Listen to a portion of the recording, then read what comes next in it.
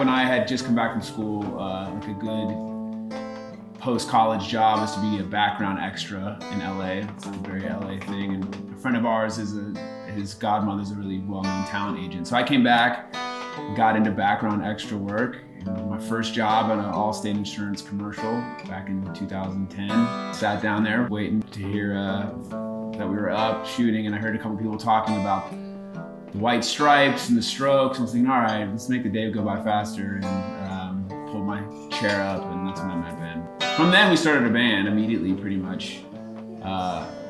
We went and had a writing session within the next week and a half, wrote a song in the first session.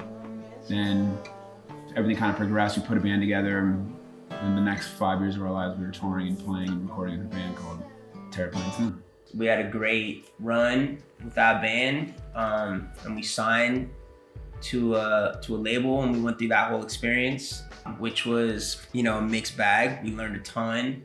We got to experience that, and then it went south, as a lot of deals do. And there was like a period where I know I couldn't sleep for a while, just trying to figure out what we were gonna do.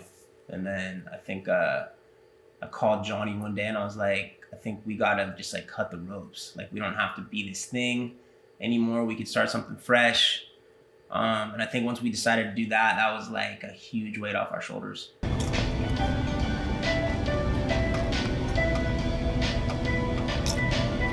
In a proper studio, things move at a very, very, very slow pace. You can spend all morning just setting up mics, and then lunch, and then a Dodger game, and then you might get to vocals at night. When we work, at his home studio, it's just I get there and it's on, and you're just productive, and it's just I personally dig that. That's for me. It felt like it needed. The creative process, kind of how we get rolling, is usually just a chord progression. Ben will bring something in, or we'll start it in the room or whatever, and then kind of starts with mumbles. It's like alphabet soup, and you just sort of start to peel away the layers and see if anything stands out, if it's a word or a phrase or an idea or a color or a mood or something.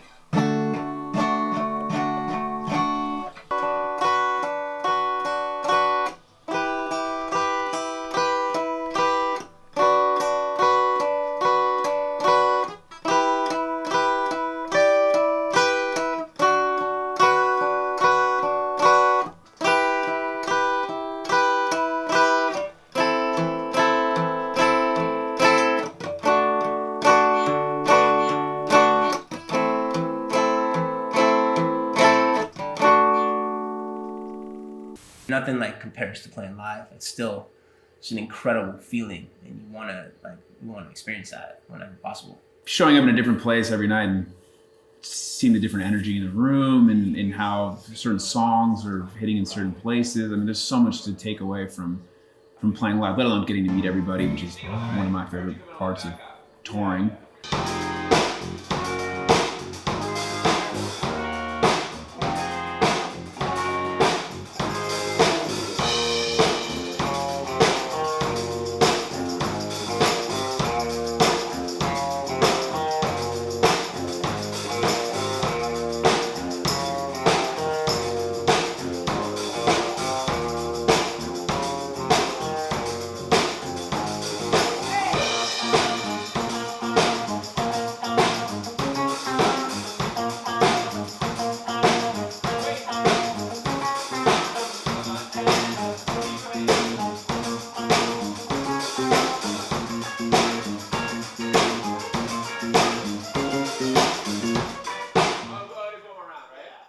Record labels still have a stranglehold on the industry. For sure, they have the resources, they have the contacts, they just have different relationships with the Spotifys and the YouTubes and press and, all these outlets that they're able to provide for their artists and give them the opportunity, to try to get to the highest level. At the end of the day, the reason that I was comfortable going independent and staying independent is because even if you have, you know, the most experienced, most successful team behind you and this machine that's like pushing your song or your project, if the song isn't there, it doesn't matter. Because at the end of the day, it's one of those rare industries where it's like the people decide the outcome.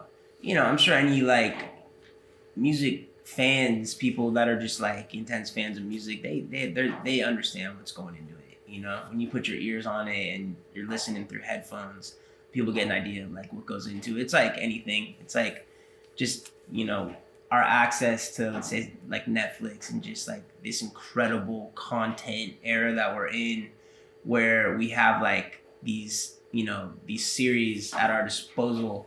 You know, they're incredible. And it's really easy for us just to kind of devour it and just take it as it comes without realizing like what goes in to making, you know, that thing, that piece of art. So it's the same thing with music. It's like a song that you might listen to and love for the rest of your life. You might just pass right by. You know, it can take months and months. And, you know, it's like anything that you love and you care about and you want to be special. You put a lot of time into it.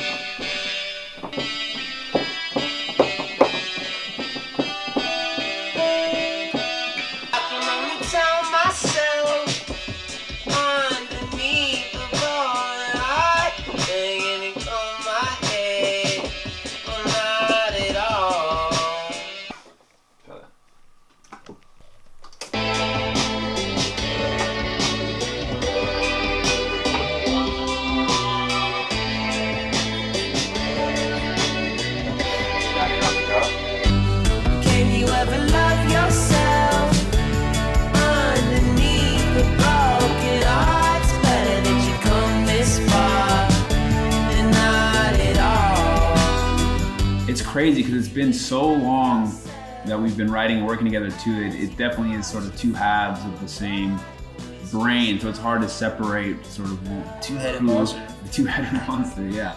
But it kind of goes back to when we first met. Like Ben was a solo singer-songwriter thing, playing acoustic and doing sort of like a bluesy kind of thing. So he always has this going to be like a raw, rootsy element to that thing, and I came in coming from having toured with a lot of bands too and being sort of like a hired gun, but I had to be super musical when it comes to music directing and playing multiple instruments and doing all that stuff. So I was always into parts and instrumentation and that kind of stuff. And also just the music that we grew up on as well too. A lot of it overlapped.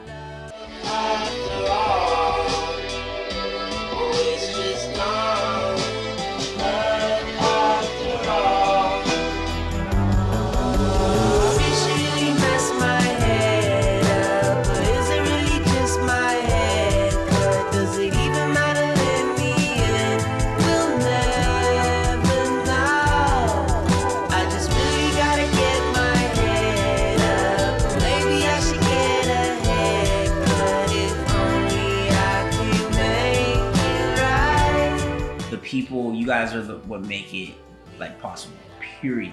Being open to just supporting independent music and not following the mold or, you know, what you're supposed to be listening to or like what's right in front of you. Like curious. Yeah, being curious. Yeah. And like trusting, you know, word of mouth, which is so important because without that, like we don't exist. And the fact that that is like alive and well, it's a beautiful thing. So yeah, thank you.